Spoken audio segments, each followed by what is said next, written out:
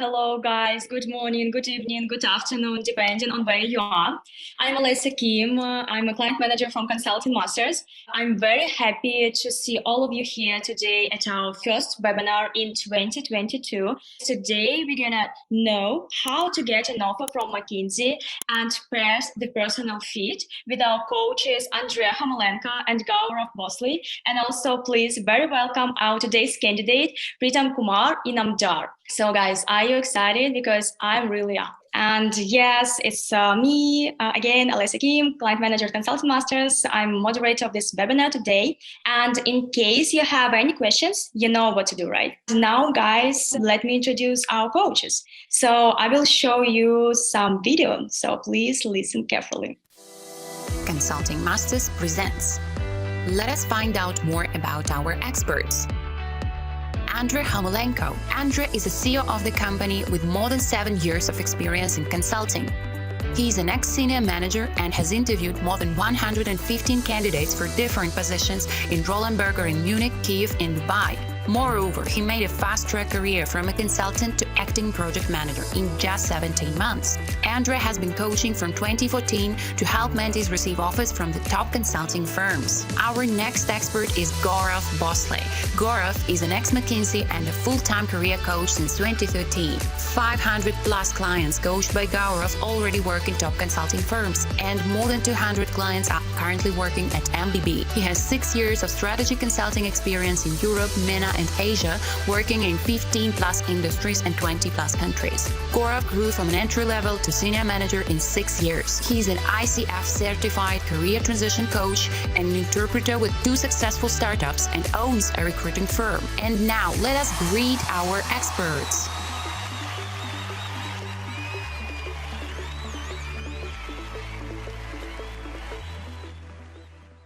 Guys, they were our experts, and with their help, you will definitely receive an offer from the top leading consulting firm and get your dream job. Going to start, so let me press the button to Andre. Very welcome.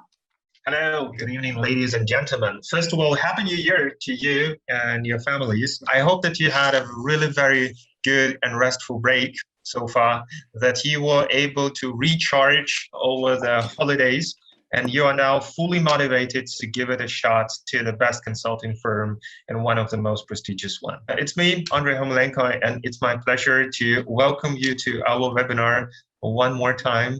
And I'm so glad that so many of you have come today. Let's focus on the main thing, basically on how to get the job at one of the most prestigious consulting firms worldwide. I also would like to express a big gratitude already right now to the entire team, to Alessa for moderating it, to the people who have created and prepared this content for you. I am also very thankful to Pritam, who is going to play the candidate for you today so that you can experience it live. And of course, my partner in crime, Gaurav Bhosle, an ex-McKinsey consultant who will try to make this simulation today as realistic as possible so that you can fully enjoy it. I wanted to tell you a few stories about our customers. And what is not mentioned here is today I'm extremely happy to announce that Consulting Masters has a small mini graduation this month. Actually, 4 of our mentees have successfully passed through their interview processes. And this month, they're joining, Luka Zernic is joining Bain & Company in Amsterdam. You have seen him in some of the webinars in the past. It's Shvarya, who is also joining a Totten consulting firm in India. Just had a chat with her yesterday. She also were participating in 2 of these webinars. Then it was Dmitry, who is joining BCG Platinum in Helsinki. And it's Krutik Shah, who is joining Accenture Strategy. So believe it or not, but attending our webinars and participating and playing a candidate brings you luck. Prita, would you agree with that?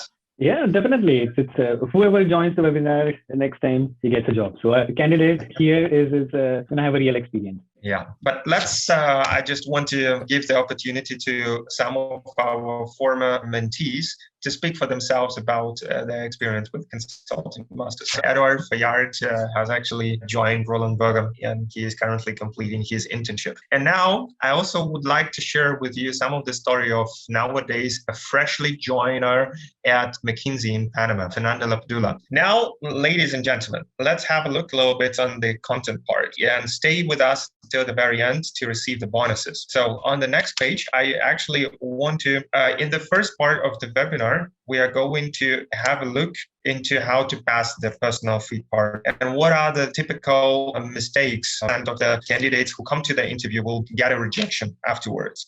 And we also have prepared a special gift for you where we are going to simulate the McKinsey personal fit interview part for you for the 15 minutes, which is going to be performed by Gaurav and Preedam. And then we are more than happy to answer all of your questions at the end of our webinar in an interactive Q&A session. So please use the chat function and signalize to us what are the questions that you have on top of your head. And now let's jump into content. Typically, there are 3 types of questions in the personal fit part of the interview of McKinsey, as well as of other leading consulting firms, which are most frequently asked. In the actual interview, you can expect that the interviewer will be asking you some questions about your leadership, some questions to show your personal impact, and some questions to highlight your entrepreneurial drive. Just to give you an example about the leadership, could be a very simple question like, tell me about the time that you led a team, or how do you motivate people? On the personal impact, it could be like, what has been the most,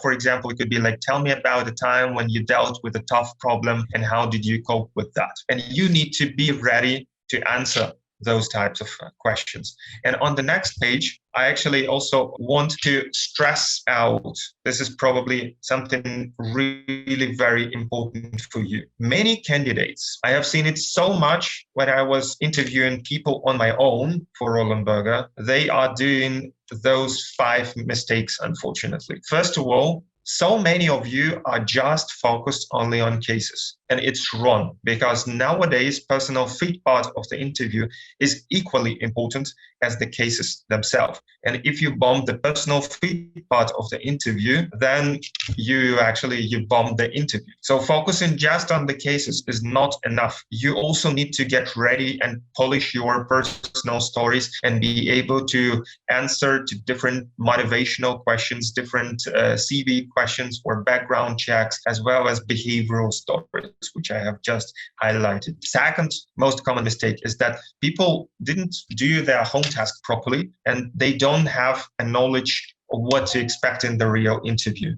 So, and as a result, if you fail to prepare, you're prepared to fail. And that's why your preparation might be just too short or not adequate, which will make your answers to have a lack of structure. And this is also something that the interviewers are most commonly looking for. And all this results in so many candidates being underconfident and overwhelmed during the personal fit part of the interview, so that they cannot perform the second part, the case part of the interview. So that's why adequate preparation is key, is really essential. This is something which will help you to receive the job offer from one of the most leading consulting firms worldwide, namely from McKinsey or other leading consulting firms. So now that we have spoken about the top mistakes, let's discuss what you can do on the next page in order how to get the offer from McKinsey. So there are 5 components that you need to have and you need to fulfill in order to really make it to that 1% of the candidates who succeed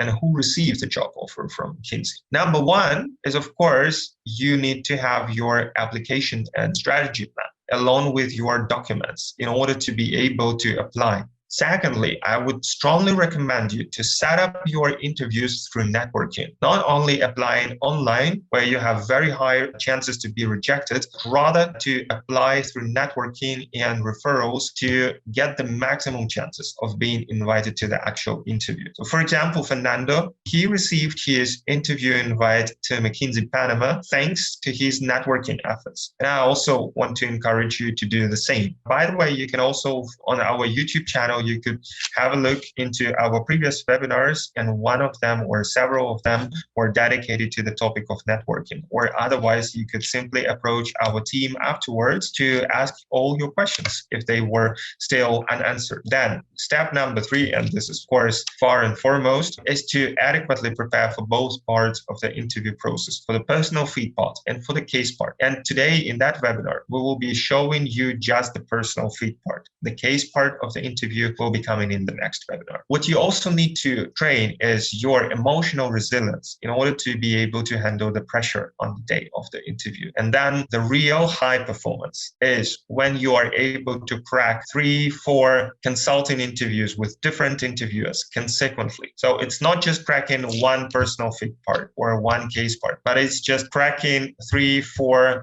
up to 6 or 8 interviews in a row in one day. This is what Gaurav and myself went through when we were applying to McKinsey and Roland Berger in Germany. I think now it's more than enough of theory, and basically let's get ready for the simulation.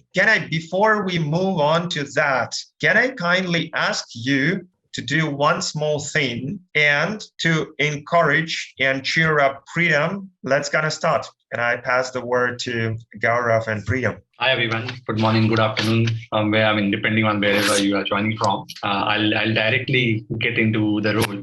Yeah, and we'll get a time to talk about and handle your questions probably at the end. Okay, Priyam, are you ready? Yes, absolutely. Okay, I'll take an example of McKinsey Netherlands, yeah, given that you are applying to Netherlands office. Pritham, welcome to McKinsey Amsterdam office. How are you doing today? I'm doing amazing. How are you doing, Gaurav? I'm doing good, Pritham. Nice to see you here on the Zoom call. Tell me, I have your CV in front of me, but I would like you to tell me, why should we hire you? Yes, basically, I will be able to add value to your team because of 2 key aspects of my career, I would say. First of all is my diverse industry exposure. Working for 6 years in 3 different countries and 3 different industries, I have gained 2 key skills. First of all is quick adaptability. So I can actually adapt with different organizational structures, executive leadership styles very quickly, and learn about the business insights in a very short period of time. And the second skill that helped me with this diverse industry exposure is as a thing of bringing different perspectives to the table. So working in 3 different industries, I actually used best practices of one industry into the another. And that helped me to bring different perspectives to the table while working with experts or consultants. And then it helped me to collaboratively solve the problem. And as for a consultant, I know it is very important to work in different structures of organizations and different industries. I think this experience will help me to have a very good head starting my career in consulting. And the second key aspect of my career is the different types of responsibilities that I've handled have given me 2 key people skills. First is my client-centric approach. As you know, I've worked as a product manager and a consultant as well. This has helped me to talk the customer's language. So which helped me to basically implement a product or sell a product to automotive and aerospace clients, to developing business strategies for young startups. And the second key people skill that I've inherited is also improved leadership skill. And over the period of time, I have led different teams in different contexts. For example, in Dassault System, I was leading a team of 10 R&D engineers. On the other hand, recently in Germany, I was a sole leader of a market entry project. So what I believe, in order to summarize, I think you should hire me for my quick adaptability for working in different industry and organizations, and additionally my proven people skills. Okay, interesting answer, Pritham. In McKinsey, as we work in a consulting role, I think one of the key trait that we seek is the entrepreneurial spirit. Can you spend a few minutes explaining me an instance where you think you have demonstrated entrepreneurial spirit? Yeah, definitely. I can share the recent experience when I was working in a logistic firm in Germany, where I actually came up with a proposal to my CEO to basically enter with their flagship product in Europe to acquire $500 million of market in United States. Would you like to hear that as well? No, please go ahead. So the thing here, the situation was our client, my firm, they came up with a flagship patented product called Deposit Repository System in Germany. This is about collecting and recycling the food and beverage packaging material of the West. And I was actually working on implementation of this project in Germany. But I realized there is an opportunity for this product to enter in United States because there are no specific DRS systems in place. And few of the states within US also have the same compliance regulations as Germany. So I actually took up the lead and I started working on my proposal to show it to my CEO. But the question I asked myself, how I can show this proposal, what kind of questions I need to answer. First of all, I looked into the overall market attractiveness of this deal. Okay. How much is the collection of the West, and what is going to be the impact of this in US? Second thing, if we do this, is it going to be financially beneficiary for our client? I mean, US, we don't have any knowledge of this market. We don't have anybody. So how we can even implement that? So I actually started talking with, and I had some meetings with one of the ecosystem partners that we have, which is one of the biggest beverage company in the world. But we are partner them in Germany. So I started talks with them, and then also explained the project to them, and thought of collaborating with each other. So once I came up with all the business strategy, I showcased my proposal to my CEO, where he was able to see that there is a possibility of $500 million of market to acquire. Mm-hmm. And actually, finally, we rolled out the pilot of this project with the help of this one of the top beverage company in the world as well. Okay, that sounds too easy for a 500 million opportunity. I'm just wondering why the CEO or any of the senior management couldn't spot this opportunity and you spotted it so easily. It was basically yes, they had motivations of geographical expansion, mm-hmm. but not outside of Europe. So yes, I mean, outside of Europe is also a very good market. And first of all, they didn't want to go abroad because they don't have any expertise in this game. Okay? Okay. So they knew about this possibility, but they didn't do any analysis of such. And they wanted to know how, I wanted to showcase how important it would be for them and what would be the benefit that they will have. When I proved them the lucrative market, the financial attractiveness of this, and with collaborating with another top company, then the CEO started to basically understand the situation and was ready to jump in. Okay. And to identify the attractiveness of the US market, what all areas did you probe? Can you explain the kind of structure that you used to prove that US market was attractive?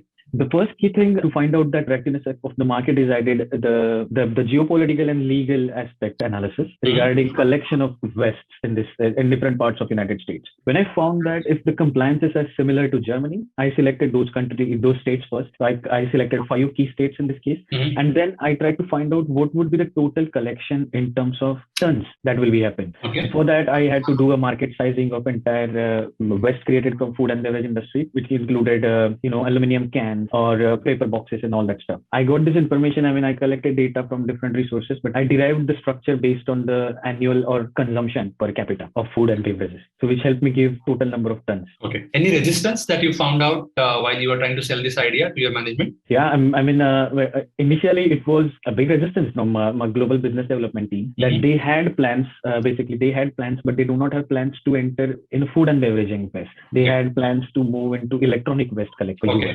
Okay. Which is a very big market. So I had to pursue this idea that we are already in line with this product in Germany. We can take the advantage of this and we can directly jump into this market, starting with few states in the beginning. So that was comprehensive for them. Interesting.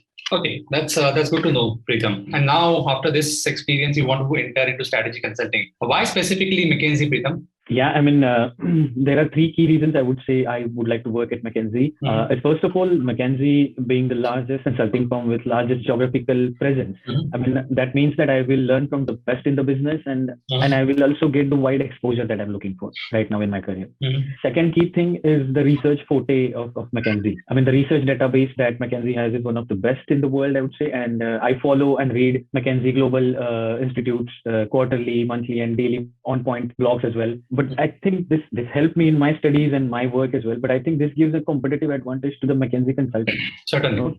Yeah, to make them data-driven and solve the complex problems. And I really want to be a part of this research database and use this research database to solve cutting-edge problems. And finally, the culture and network of McKinsey. I've been talking during my MBA and after my MBA, I've been talking with lots of consultants from McKinsey. And they both all have mentioned the same thing. Like McKinsey invests a lot in grooming you.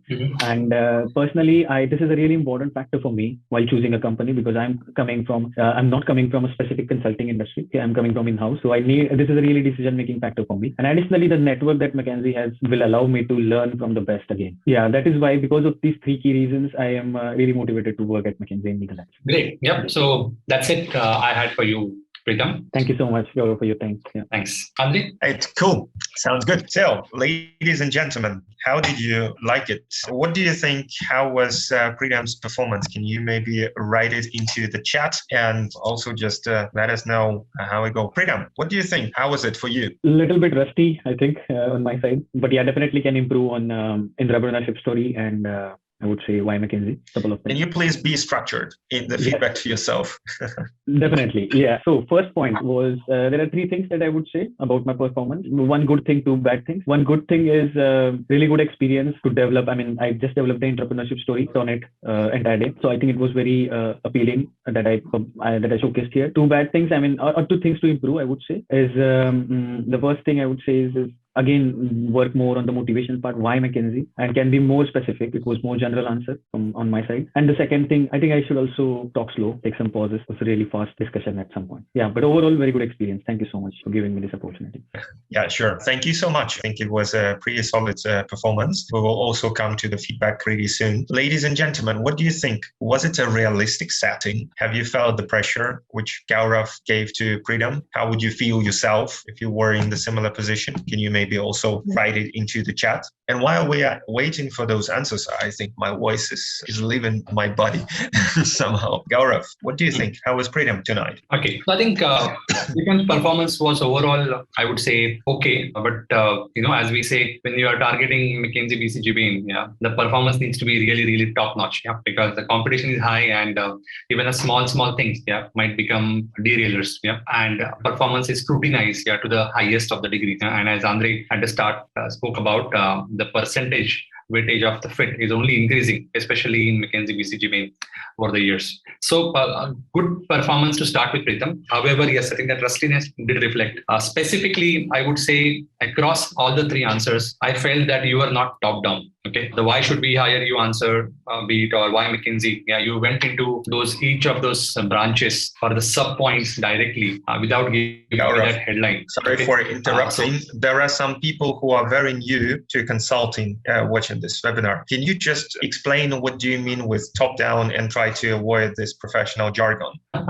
Thanks. So for those who probably got confused on this particular using because of these words, So what I mean by that is just like, in case we have the issue tree or a structured way of disaggregating the issue, a top-down communication or aggregate first and details next, is the communication strategy that you should follow even in the fit part. What I mean by that, again, specifically is if I'm asking you that why should you be hired or why McKinsey, should have a headline that crisply talks about those 3 points, something like I should be hired for A, B, and C, and then come to the detail level where you talk about in detail about A, about B, and about C. This is called top-down communication. Some people call it pyramid principles. So different words are used, but what we are talking about is aggregate first and the details next, which is something that was missing from, or it should be improved, Pritam, from your side. Second, and that's a good point, Andre. Secondly, the why should we hire you answer was tad long. I think you should make it a little bit more crisper. Secondly,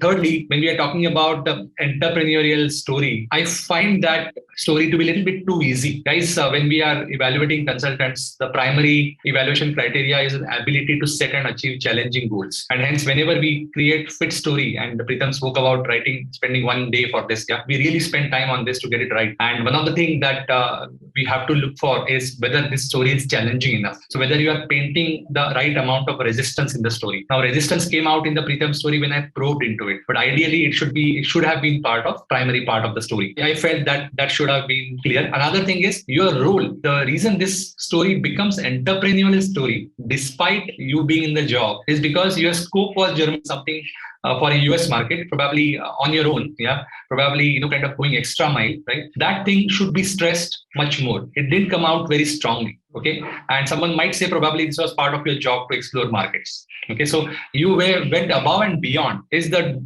trumpet that you need to blow. In this particular answer. Okay, so that's another thing that you can improve on, Pritam, in this particular answer. And I think your pace was okay. I don't think you need to slow down anymore.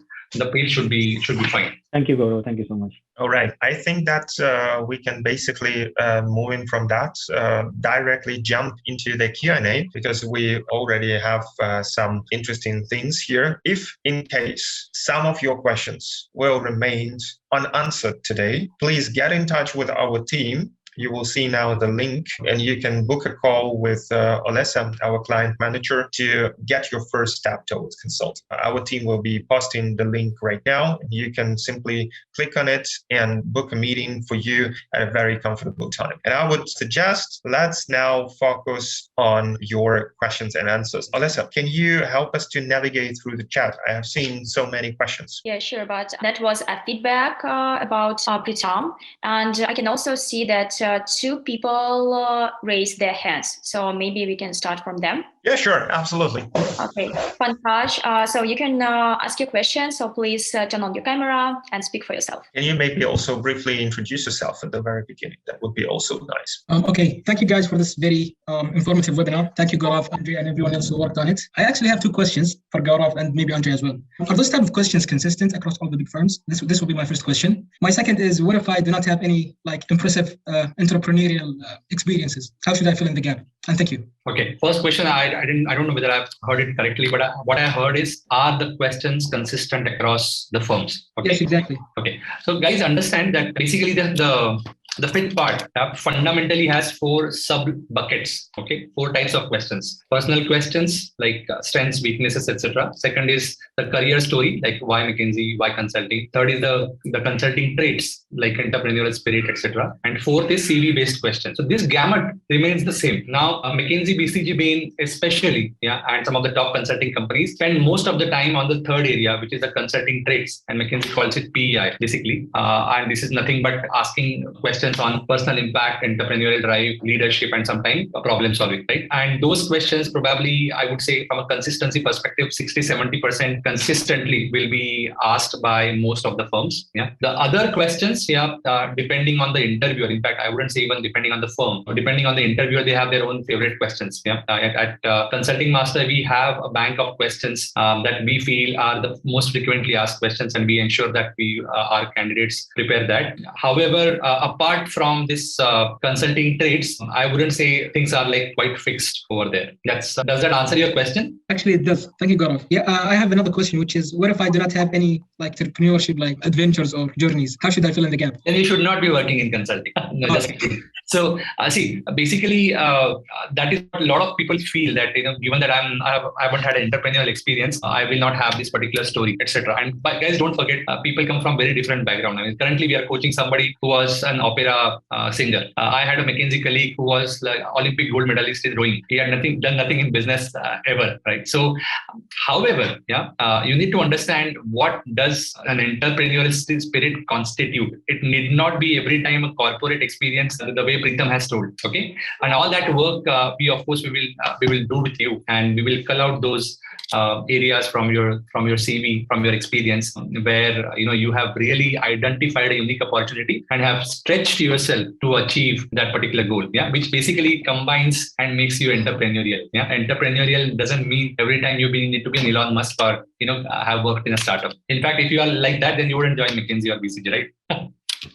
Does that answer your question? It does, actually. Thank you, Gaurav. Super. Thank you. Good afternoon. I think myself now working in Grant Thornton in public sector. Mostly my area is agribusiness, then value chain, then cluster development, and then MSME sector. So I just had a discussion. Can be how do I, if I want to work for that big company, how do I prepare myself for in this area, this area, and how do I get that referral or maybe networking? So that I would like to know more about it. Pankaj, it's basically the preparations are the following. First, we also need to have a look at your education, because McKinsey also is considering or is preferring candidates from certain schools, universities, etc.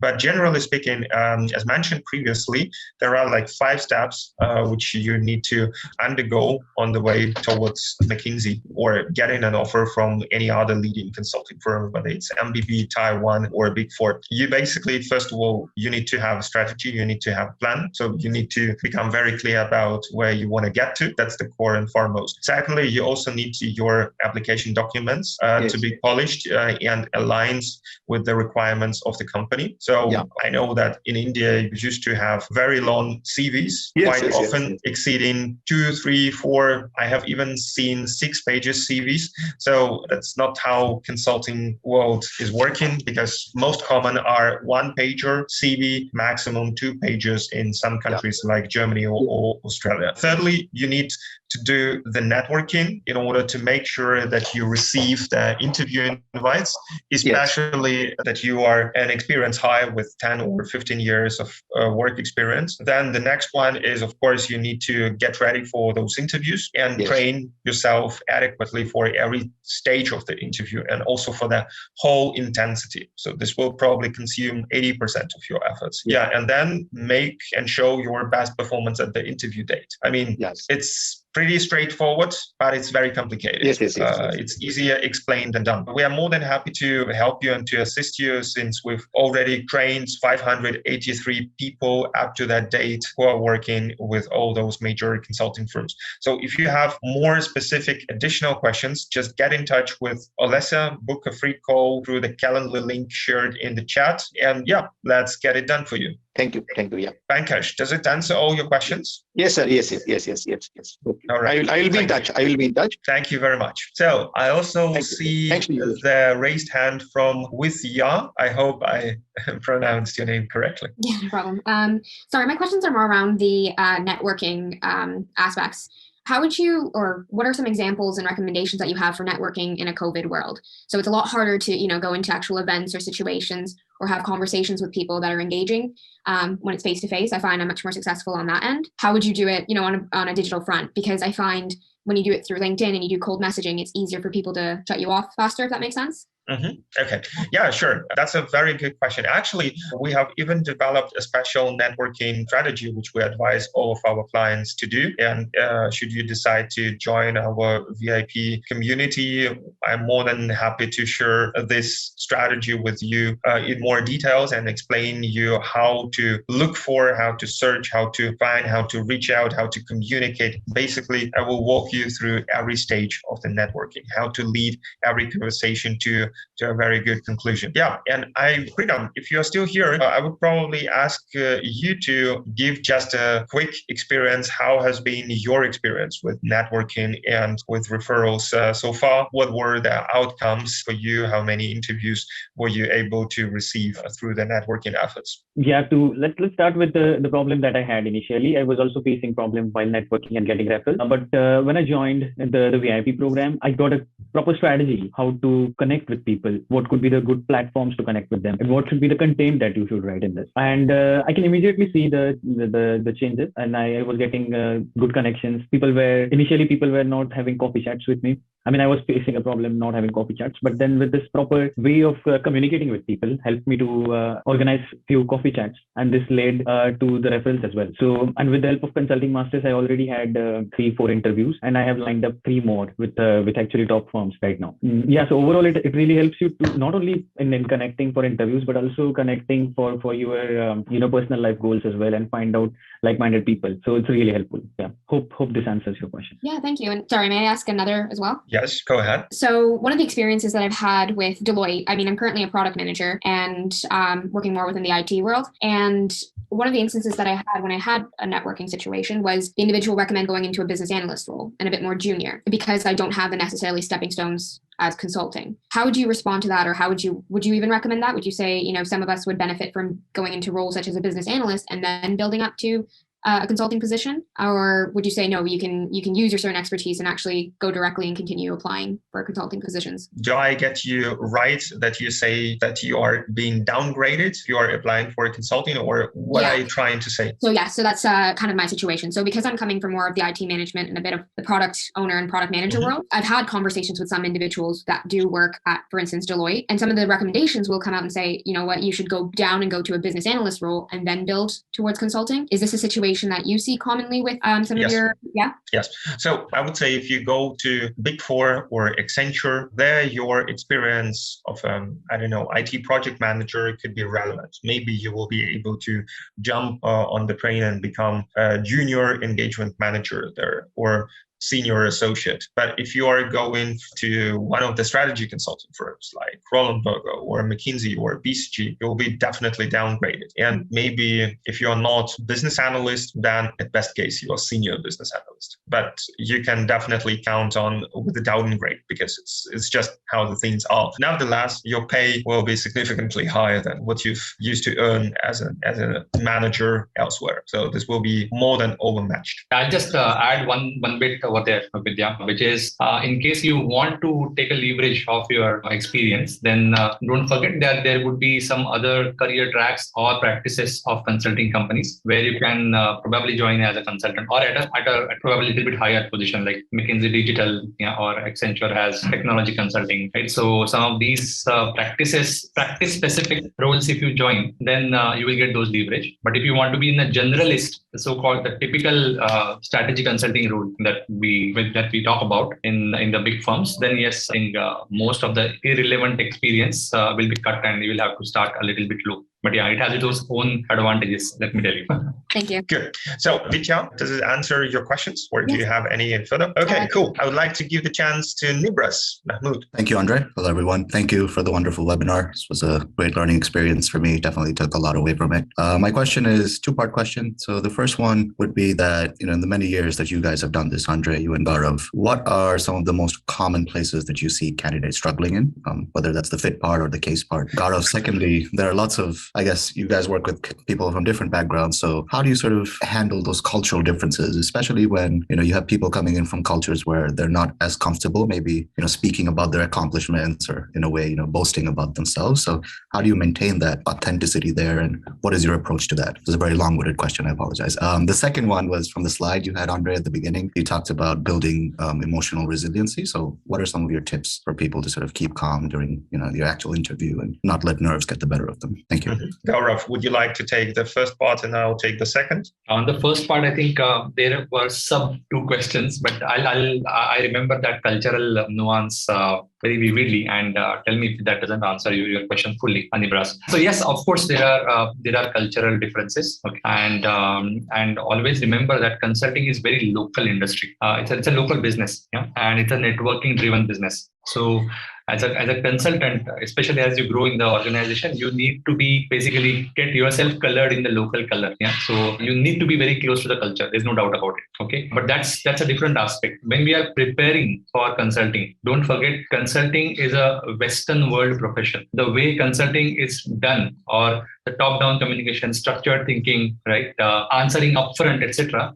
In probably Eastern cultures, that is not the way we are brought up. But this is the way consulting will work. So when it's a day-to-day working or operations, you need to develop the skills that are needed for the job. Okay, so that is the first point. At the same time, if you are not comfortable talking about your achievements, then we have to see how much you are comfortable and whether that is enough. Whatever is needed, we have to say, right, and then probably some 10-20% here and there we can tweak, because you will see, and believe me guys, I've worked a lot with even McKinsey Japan office, where people are super conservative, in a lot of Middle Eastern offices, in African offices where it's super hierarchical. But when you step into the McKinsey office, it doesn't matter whether you are in New York or in Mumbai or in Tokyo. There has to be a level of polishedness, a level of communication, etc. Yeah? Of course, with the client, you bring in the culture. So for preparation purpose, you got to deliver something which is needed by the firm, and mostly across the offices, the competencies needed and the effectiveness of demonstrating them are almost similar. So you have to. Does that answer your question? Yeah, Gaurav, actually, thank you. That was very helpful. I can only add to that aspect that for us, it's also, or for me, it's also never-ending learning journey. And I really love to explore other cultures. Currently, I'm working with a Chinese girl who, she's female, I would say. She has 7 years of experience in beauty industry in China, very high professional. You learn every other day, facing new cultures, and, Chinese people think about the world in completely different terms and paradigm than we do in the West. For me, it's also sometimes eye-opening, and I think it's bringing a lot of value to both of us. So it's not only that we are giving the material and that she's learning, but I would say I'm learning about China as well. And both Gaurav and myself, we are privileged that each one of us have been working, I think, on more than 30 projects in 10 different countries, each one of us. So that's also a huge benefit which you could gain in consulting. So, Nibras, that's about the cultural aspect. And I think that the second question was, can you help me out? Emotional resilience, right? Any tips on building emotional resiliency other than, practicing the case? Well, the first and the most essential one is preparation already helps you to build emotional resilience. And the tougher the preparation is for you, the better it is. Because in our training programs, in our, for example, VIP result program, we do very realistic simulations. I mean, today we were not hard on freedom. This was like low difficulty simulation. So this was just okay. This was nothing special. But you need to know that there are, for example, 3 types of the interviewer. One who is a very cheerful and a friendly guy. The second one is a so-called blue person who is a numerical freak. And the third one is a red allergic or a very extrovert type of a person, very pushy, very demanding. Depending on these 3 types of the interviewers that you might be facing in the actual interview, there are also different difficulties of the interviews. And we are probing you whenever, after you decide to become part of our program, we are probing you in the most realistic situations. And we help you to get ready for the most weird situations which might be happening in the interview. And of course, part of the journey is handling rejections. And this is a separate chapter per se, because the truth is that you will be rejected.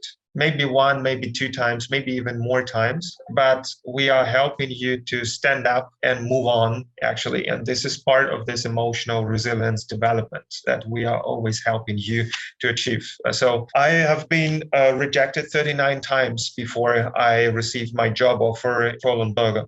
Can you imagine this? And that's the experience that I have with me and that I'm sharing and helping and motivating other people to face and to go through their challenges so that it can help you to get an offer at the end of the day. Does that make sense? Yeah, Andre, definitely. Thank you so much for the helpful comments. One thing I wanted to add, Gaurav, when you mentioned that consulting is it's a Western profession. I'm originally from Bangladesh, so when I tell people back home that I work as a consultant, their responses are either, what's that? Or they immediately associate consulting with, tech consulting and IT. So interesting perspectives. Thank you. Appreciate your time, both of you. Just I'll probably add 30 seconds. When I got a McKinsey offer, I called my home from the airport at Frankfurt, and I told my dad that I got into McKinsey. And he said, "What do they do?" I said, "Consulting." And he was telling me, "Didn't you get anything in a company like Tata or those traditional businesses?" Yeah. So even my dad did not know what is consulting. That's the situation. Yeah. Because believe me, in Asian countries, it's not as mature market. This particular profession has come from West. Absolutely. Yeah. And there's so many opportunities with so many qualified candidates coming from the East. I think we need more education and awareness about these sort of career opportunities. So, thank you. All right, cool. Maybe if there are any last question which we could also answer. So, hi everyone, my name is Ahmed. I am a fresh graduate. I studied software engineering here in Saudi Arabia. So I am fairly new to this industry, like the consulting industry. I'm still new, trying to find my way through. So I'm still learning and trying to understand the structures and like the things you do in normal consulting. So I heard that there's you talked about the top to bottom approach. Down. Top down, yes, sorry. And so you said that his approach was he started from the bottom, but can you say that there was a bottom top approach? Because I read that you have these 2 main approaches.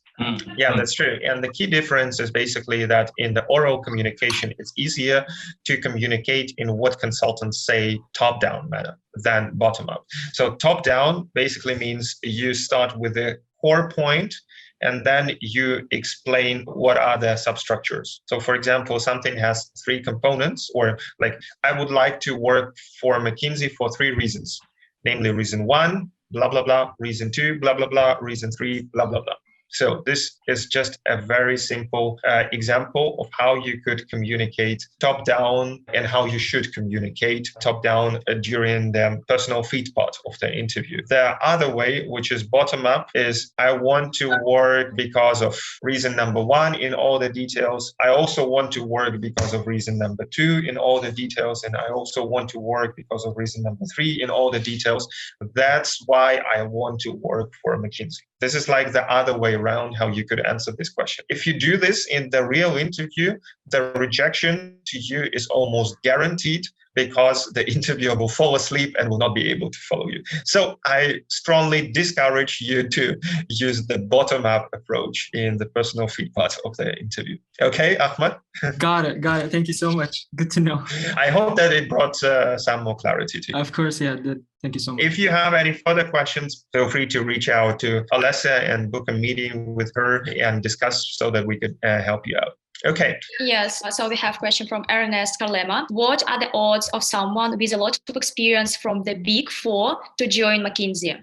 I think it depends on a lot of stuff, yeah, because Big Four experience, we have seen it's quite patchy. Some people have really great projects, work experience. Some people do not have. Another thing is in some market, Big Four is also a good advantage and a stepping stone. So that is another variable. And third variable is if you are ready or willing to take a step down. So a lot of permutation of combination of these factors would play in. But yes, absolutely, it's certainly possible to go from Big Four to McKinsey. Perfect. Thanks. I actually want to thank each one of you who were, I think, a little bit out of the time. Nevertheless, thanks for joining us today. It was a really great pleasure to see you all, guys. I was missing you. Feel free to join us on our next webinar next Wednesday when we are going to tackle case part of the interview. Otherwise, just book a meeting with Alessa. And thank you so much. Take care, stay blessed, and all the very best to you. Bye-bye. Thank you. Bye-bye. Thank you. Bye. Stay healthy.